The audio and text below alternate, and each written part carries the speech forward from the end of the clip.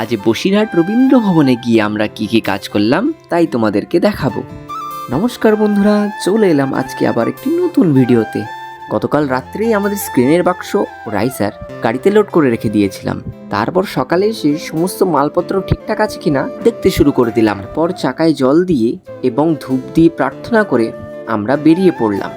আজ আমরা যাচ্ছি মাননীয় মুখ্যমন্ত্রী মমতা বন্দ্যোপাধ্যায়ের জমির পাট্টা প্রদানের অনুষ্ঠানে। বসিরহাট ব্রিজ হয়ে আমরা সোজা পৌঁছে গেলাম রবীন্দ্র ভবনে। তারপর আমাদের জরুরি জিনিসপত্র ও বাক্স নামিয়ে সোজা চলে গেলাম মঞ্চের উপরে। তারপর আমরা আমাদের প্যানেলগুলো লাগানো শুরু করে দিলাম। প্যানেল লাগানো শেষ করে এবং কানেকশনগুলো করে নিয়ে আমরা আমাদের পাওয়ারের লাইনটা ফেলে দিলাম।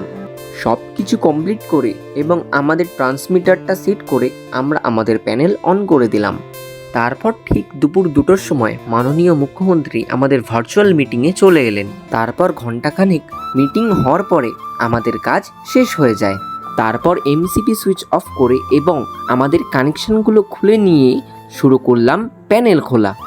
বাক্স লোড হয়ে যাওয়ার পরে আমাদের বাক্সগুলো গাড়িতে তুলে নিয়ে বেরিয়ে পড়লাম বাড়ির উদ্দেশ্যে। আজকের মতো এই পর্যন্তই। পরের ভিডিওতে আবার দেখা হবে। ধন্যবাদ।